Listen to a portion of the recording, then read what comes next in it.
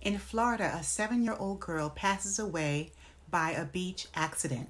On Tuesday, the girl and a boy were digging in the sand. Out of nowhere, tons of sand collapsed on them.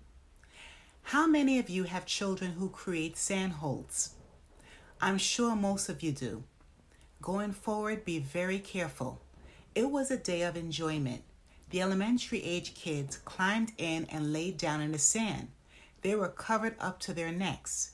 The problem occurred when these children couldn't climb out.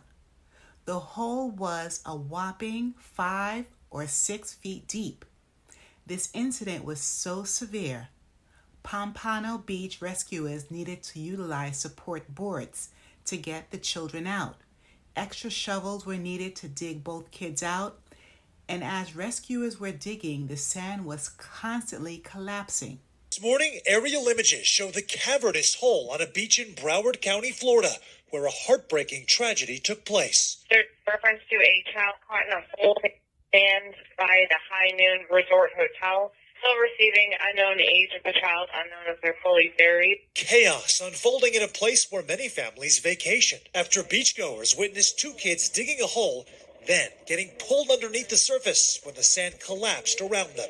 Bystanders jumping in to help. There's about 20 people digging, trying to find the child. This cell phone video shows the frantic efforts to save the young boy and girl before paramedics arrived and furiously began digging. Pompano Beach Fire Rescue says the 2 kids were both under the age of 8. The boy was rescued chest deep in sand and is in stable condition. His younger sister, buried beneath him, wasn't breathing when they reached her, and their efforts to resuscitate her failed. It's both a chilling and common beach emergency. Sand holes are by nature unstable, with walls that can easily collapse. A similar incident happened on the Jersey Shore only days ago, when parents said their 2-year-old was playing, not even digging a hole, leading them to jump in when their child was pulled under. Could have been way worse. Way worse. Lifeguards issuing this warning. Had no idea how dangerous the holes could be until I started lifeguarding. The boy ended up being on top of the girl. By the time rescuers dug out the girl's body, they couldn't find a pulse. She was swiftly taken to the Broward Health Medical Center in Fort Lauderdale. Sadly, emergency staff could not resuscitate her. Fortunately, the boy is listed in stable condition now. Think about this. A day spending time in nature becomes a tragedy.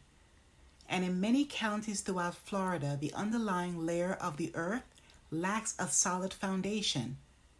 Sinkholes are karst terrain.